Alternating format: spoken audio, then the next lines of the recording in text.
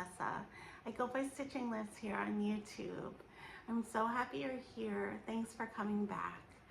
So today we're going to talk about stash overwhelm and decluttering your stash. And this is going to be a series. So today we're focusing on why you would declutter your stash, and then we'll go forward with how to get started, and we'll go through the process of decluttering some things from my own stash and then reorganizing. So stash overwhelm isn't about the size of your stash. You could have very few things in your stash and feel overwhelmed, or you could have 1,000 things in your stash and feel overwhelmed. It's not the size of your stash that determines whether or not you're overwhelmed.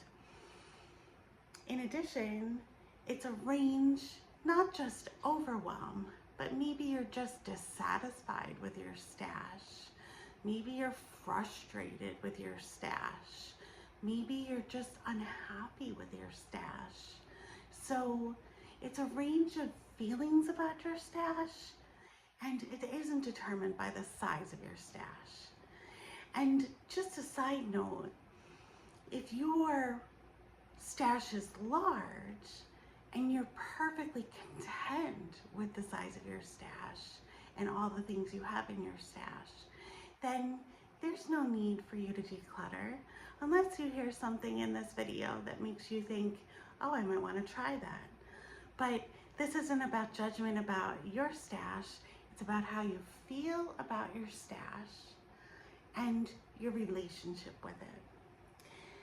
So you've probably, if you've watched my videos before, heard me talk about decluttering my stash before, and I've made a few videos about reorganizing my stash.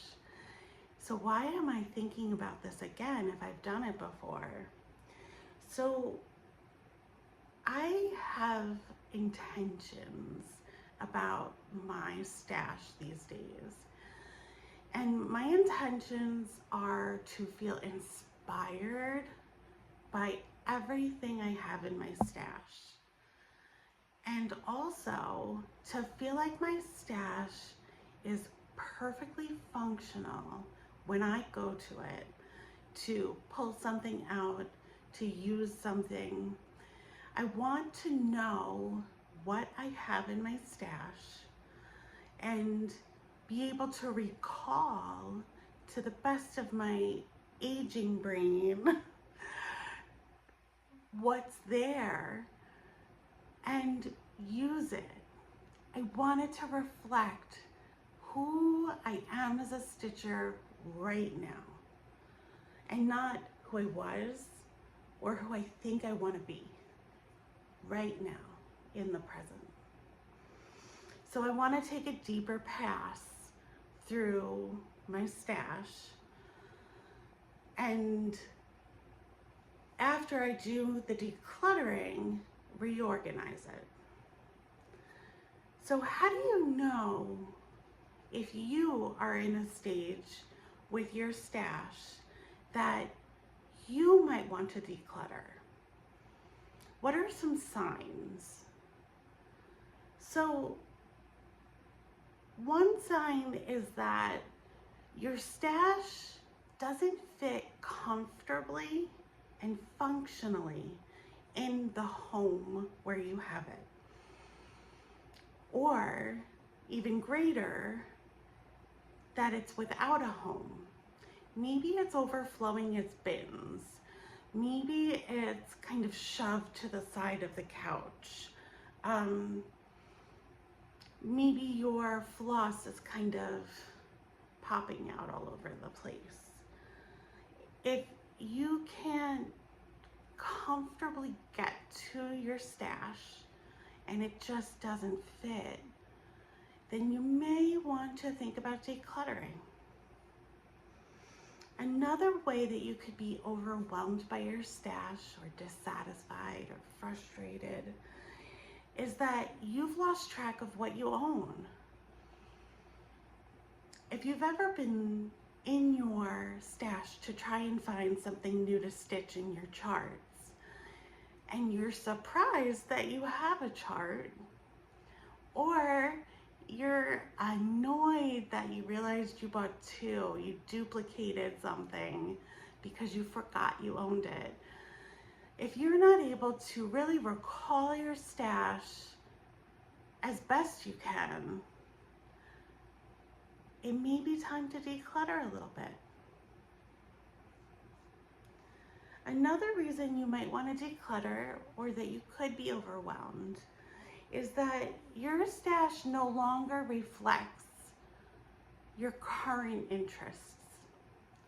So we all had a start, and when we started, we thought we would love to stitch certain things, and we would want to be somebody who used silk or linen or highly colored fabrics or samplers or anything that you thought in the past you might want to stitch.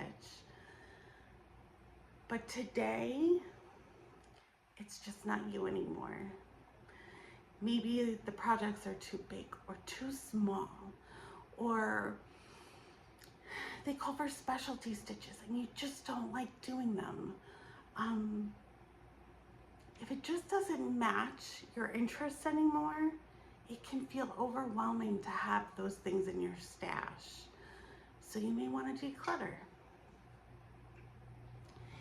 Another thing that can happen is that we can feel emotionally attached to our stash, and everything can feel valuable. But if everything feels valuable, nothing really has value anymore.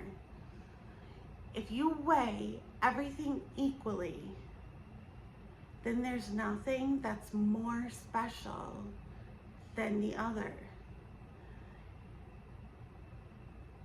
And that's okay, but it can be overwhelming. I want my stash to feel special to me. I want every piece, to the best of my ability, to feel like something that really lights me up, excites me. And if everything feels that way, number one, am I being honest? Or is something else going on? So think about that when you think about your stash. Another thing that happens sometimes with our stash is that we are serving our stash instead of our stash serving us. So an example of this might be that you feel like you need to wind your bobbins of floss.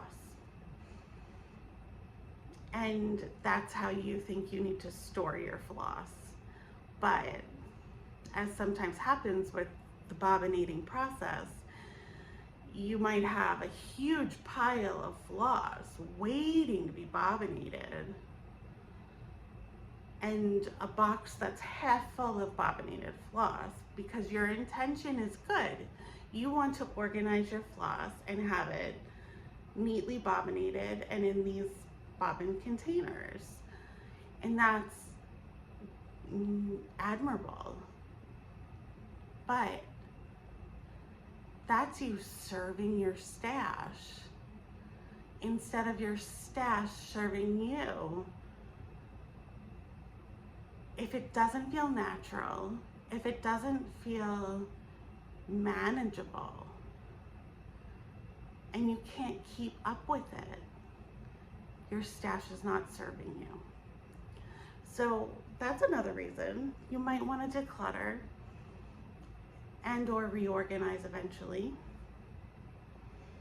And then the last thing I want to talk about when you think about stash overwhelm is this idea of your fantasy self or your imagined self, the dream version of yourself as a stitcher. When you look at your stash, do you feel a little tinge of regret that you aren't the stitcher yet that matches the things in your stash? Now, there's nothing wrong with aspiration. Aspiration is good. I have charts that fit the stitcher I am, fit my interests, and might be a little bit of a challenge for me. I aspire to stitch those things. There's nothing wrong with that. But